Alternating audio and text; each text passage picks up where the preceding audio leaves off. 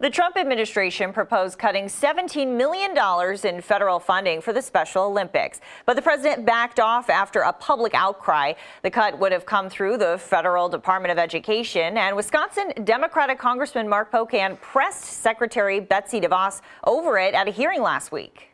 We had to make some difficult decisions with this budget. Again, this is a question of how many kids, not about the budget. I don't know the number of kids. It's no problem. It's 272,000 kids.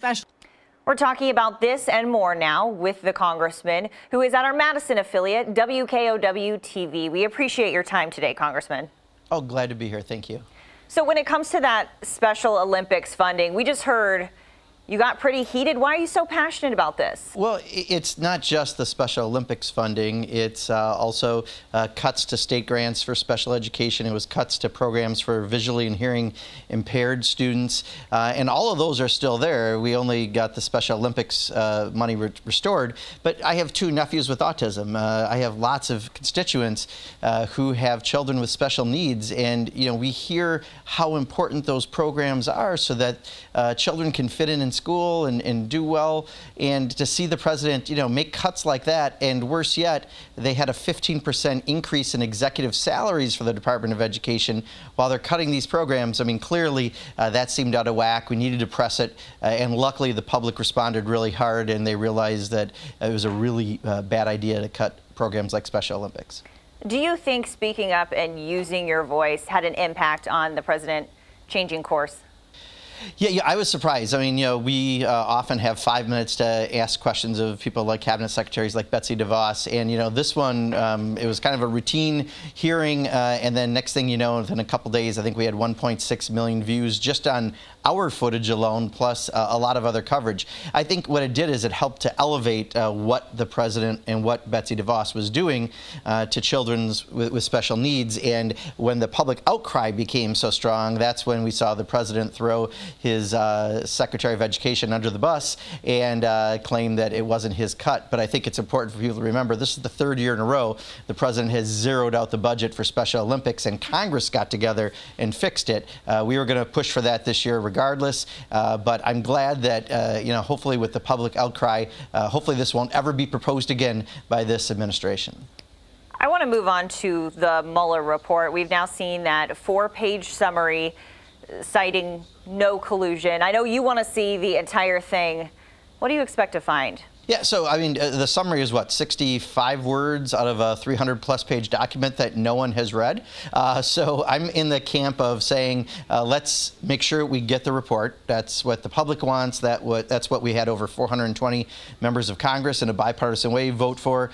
We need to be able to see that report. And then we also know that in the limited words that were pulled from the report, that there is no exoneration on any kind of charges of obstruction potentially. So we just need to look at this. Unfortunately, for the last 2 years under Paul Ryan, there was no oversight whatsoever over the executive branch by Congress as a co-equal branch of government. We're finally doing that work, and then we'll see what happens. But I think, you know, talking about a report that so many people love to talk about when no one's read it, you know, probably is not the most you know, valid ideas that are coming out of people talking about something that no one has read.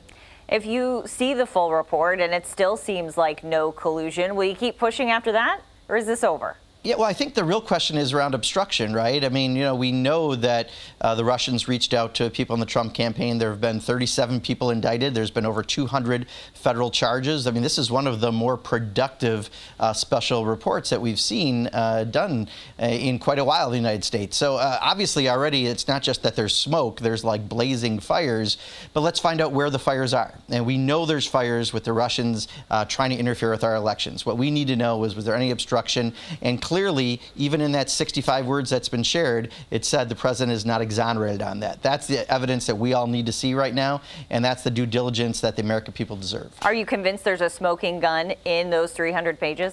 Once I read the report, I could give you an intelligent answer on that. I try to, you know, work within the realm of reality, and right now, again, maybe a dozen people outside the Mueller team have read this. I think it's best for me to wait till I see the report.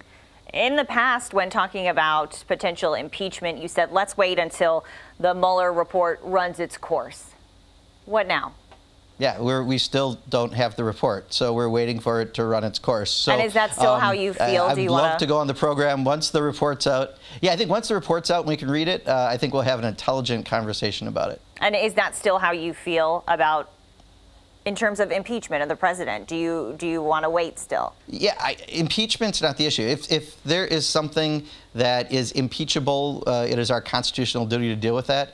But I do think that for the last 2 years, we've done no oversight, whether it be the about Russian interference, which is what the Mueller report's about. But there's plenty of other things that the Mueller report wasn't about, the emoluments clause and the president's personal businesses making money while he's president in a manner that hasn't happened with previous presidents. There's all sorts of other things that committees are taking up that wasn't part of the Mueller report. So, I don't think the end all is impeachment. I think the issue is if there is something that is a violation, it's our constitutional job to deal with that. But right now, Congress has done nothing in the last 2 years to provide that oversight. We have committees, don't forget, called Oversight and Government Reform. In the name of the committee is oversight, and they're finally doing that work. So I'm looking forward to seeing what those committees do. We're doing oversight in my committee on appropriations, which is why we had Betsy DeVos in this week. I think, Congress is finally operating like a co-equal branch of government, and I think that's where we'll see what information comes out. Congressman, thank you for your time. Oh, sure. Thank you so much. Next, lead poisoning in Wisconsin's kids, the scope of the problem, and what doctors are saying about it.